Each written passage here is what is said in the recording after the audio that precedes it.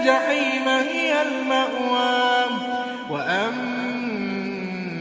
من خاف مقام ربه ونهى النفس عن الهوى فإن الجنة هي المأوى يسألونك عن الساعة أيان مرساها فيما أنت من ذكراها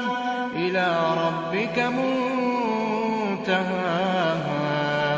إنما أنت منذر من